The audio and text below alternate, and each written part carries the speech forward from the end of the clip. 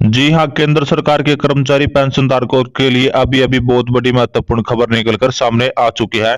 Supreme court का बड़ा आदेश के साथ कर्मचारी पेंशनधारकों की सैलरी पेंशन बढ़ोतरी को लेकर बड़ी अपडेट। साथ ही साथ कर्मचारी पेंशनधारकों के लंबित बकाया 18 माह एरियर भुगतान को लेकर बड़ी खबर जीत तथा साथ ही साथ पेंशनधारकों के लिए अन्य महत्वपूर्ण खबर। नमस्कार, स्वागत है आप सभी का इस चैनल पर। देश भर के लाखों केंद्र कर्मचारी 65 लाख पेंशनधारकों की बल्ले बल्ले जानेंगे सभी खबरों को विस्तार से। सबसे पहले वीडियो को लाइक कर लीजिए क्योंकि आपका एक लाइक ही हमारी मेहनत का फल होता है।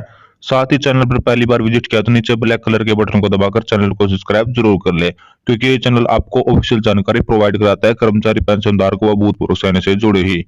तो चलिए दोस्तों, बिना देर किए जान लेते हैं सभी खबरों को विस्तार से। सुप्रीम कोर्ट का अहम फैसला निकलकर सामने आया है। पेंशन धारक के हक में सुप्रीम कोर्ट ने बुधवार को कहा है कि सेवानिवृत्त कर्मचारियों की गरिमा को कायम रखने के लिए पेंशन बहुत जरूरी है। ये इच्छा के आधार पर तय की गई राशि नहीं बल्कि सामाजिक कल्याण का कदम है और संकट की घड़ी में जरूरी मदद होती है, इसलिए इसे देने से इनकार नहीं किया जा सकता।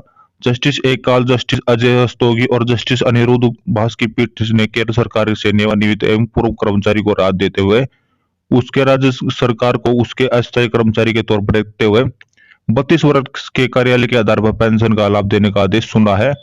पीठ ने कहा कि पेंशन मदद के लिए दी जाने वाली राशि है, इसे इच्छा अनुसार तय नहीं किया जा सकता। कर्मचारी सेवानिवृत्ति वर्ष होने के बाद पेंशन की मदद से गरिमा पूर्ण जीवन जीता है, इसे देने से मना नहीं किया जा सकता। याचिकाकर्ता 13 साल से अपनी पेंशन के लिए कानूनी लड़ाई लड़ रहा था। वो अलग अलग सरकारी विभागों में 32 वर्ष की सेवा भी दे चुका है। पीठ ने केंद्र सरकार को अगले 8 हफ्तों के अंदर याचिका को पेंशन को 13 साल का एरियर ब्याज देने को आदेश सुना है। चलिए दोस्तों, अगली बड़ी खबर की ओर चलते हैं। पेंशन को राहत देते हुए बड़ा फैसला लिया गया है। कर्मचारियों के वेतन की तरह पेंशन के वितरण में बैंकों के जरिए नहीं बल्कि आरबीआई के ईबर्ट सॉफ्टवेयर ने किया जाएगा। सरकार के सेवा नियम में यह प्रावधान पहले से ही मौजूद था, लेकिन ट्रेजरी पर काम भेजा गया बोझ होता है, यह नहीं किया गया। अब सरकार के सभी ट्रेजर ऑनलाइन सिस्टम पे मैनेजर नए से जुड़ी चुकी है, इसलिए वेतन की तरह पेंशन वितरण की जिम्मेदारी 1 जनवरी 2024 से ट्रेजरी को दी जा सकी है और पेंशन को नहीं लगना पड़ेगा। अब बैंकों के चक्कर आएंगे। पेंशन का ट्रेजर से पेंशन निर्माण होने के बाद उसकी फाइल बैंक में जाती है, जिसके बाद पेंशन के लिए आने वाले रास्ते पर एक अलग से फाइल तैयार होती है और उसे मंजूरी के लिए अपने हेड ऑफिस में भेजा जाता है। इस प्रक्रिया में 5 हफ्ते और 6 महीने का वक्त लग जाता है। ऐसे में पेंशन को पेंशन नहीं मिल पाती। अब पेंशन पर निर्धारण करने वाली ट्रेजरी को पेंशन वितरण का काम भी करेगी। तो जिस दिन से कर्मचारी रिटायर्ड होगा उसी दिन से उसके खाते में पेंशन डाली जा सकेगी। पेंशन व डीए रिवाइज होके बैंक फाइल का झंझट हुआ समाप्त। पेंशन रिवीजन और डीए रिवीजन के मामले में बैंक में बहुत ही शिकायतें देखने को मिल सकती है। डीए घोषित होने के बाद कोई महीने में बैंकों के स्तर पर पेंशन को रिवाइज नहीं किया जा सकता। ऐसे में जब ट्रेजरी के स्तर पर पेंशन रिवाइज की जाएगी तो पेंशन को आगे चलकर किसी तरह की पेंशन का सामना नहीं करना पड़ेगा। निर्देश पेंशन ने हाल ही में आदेश जारी किया कि 1 जनवरी से सरकारी कर्मचारियों पेंशन वितरण का काम ट्रेजरी के जरिए किया जाएगा। इसे राजस्थान के 45 साल पेंशन धारकों को राहत मिलेगी।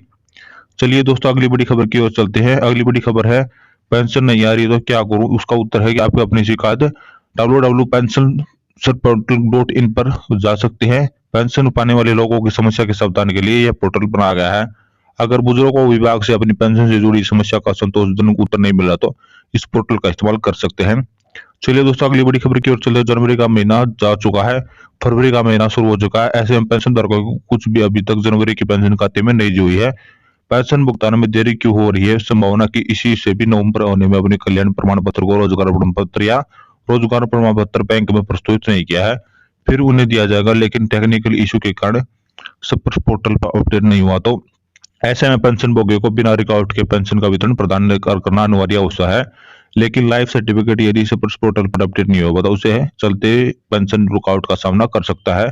तो अपना लाइफ पोर्टल सॉफ्टवेयर से सबमिट करें ताकि आप अपनी पेंशन मिल सके। चलिए दोस्तों, अपनी बड़ी खबर की बात करें। यदि पेंशन भोगी रिटायर होता है तो पहले पेंशन पाने के लिए कितने दिन का इंतजार करना पड़ता है, क्या नियम, चलिए जान लेते हैं सभी औपचारिक दिनों को विस्तार से। सेवानिवृत्ति के महीने के बाद होने वाली पेंशन की आखिर तरीका पर उपयोग एवं की प्राप्ति के 40 दिनों के अंदर ही दी जाती है। पेंशन भोगी के खाते में पेंशन जमा करनी चाहिए। चलिए दोस्तों, अगली बड़ी खबर की बात करते हैं। केंद्र सरकार के पेंशनधारकों को अच्छी की शुरुआत होने की जाती है। जल्दी केंद्र सरकार पेंशनधारकों को बड़े महंगाई भत्ते का 40% से बढ़कर 50% मिल सकता है। तो दोस्तों, हम आशा करते हैं कि आपको हमारी जानकारी पसंद आएगी तो वीडियो को लाइक करें, शेयर करें तथा चैनल को सब्सक्राइब जरूर करें। धन्यवाद।